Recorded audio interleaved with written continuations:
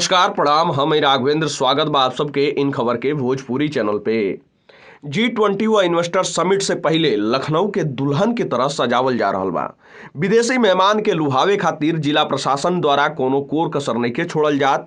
लखनऊ में हर जगह सफाई अभियान चलावल गईल, रोड किनारे सजावटी लाइट लगावल जा रहल बा, रेलिंग के चमका दियल गईल। सभी ऐतिहासिक इमारत सज धज के दीदार खातिर तैयार बा। सड़क किनारे पेड़ पर फसाड लाइट लगावल गईल बाटे, दीवार पर वॉल पेंटिंग कईल जा रहल बा जौन की लखनऊ तहजीब के दर्शावेला।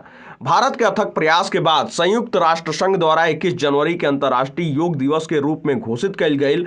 भारत सरकार हमेशा से स्वस्थ जीवन खातिर योगा का प्रचार प्रसार करेला।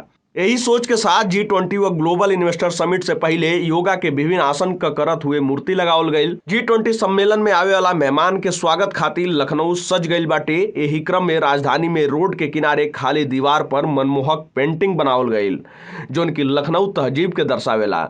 G20 ग्लोबल इन्वेस्टर मीट से पहले लखनऊ के सड़क के किनारे खूबसूरत फूल के पौधा लगावल जा रहल बा।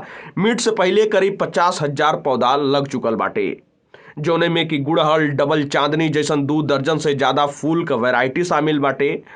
G20 से पहले लखनऊ के भारतीय संस्कृति में सजावल जा रहल बाटे, जैसे कि आवे वाला विदेशी मेहमान सजावट देख के ही भारतीय संस्कृति से अवगत हो सकें। पुराने समय में यात्रा का एगो मात्र साधन इक्का रहे, आवागमन खातिर इक्का का इस्तेमाल कईल जात रहे। यही संस्कृति के दर्शावत हुए पुराना लखनऊ में रोड किनारे इक्का सजावल गईल बाटे जौन की बेहद ही मनमोहक बा।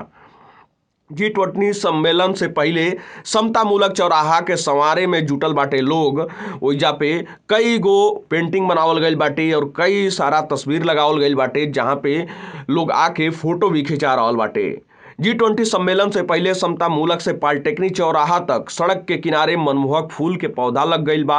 पुराना पौधा के धुलल जा रहल बाटे जो उनके शहर के खूबसूरती में 4 चांद लगा रहल बा। कालिदास मार्ग स्थित मुख्यमंत्री आवास के गेट के पास राष्ट्रीय पक्षी मोर का आकृति बनावल गईल बाटे।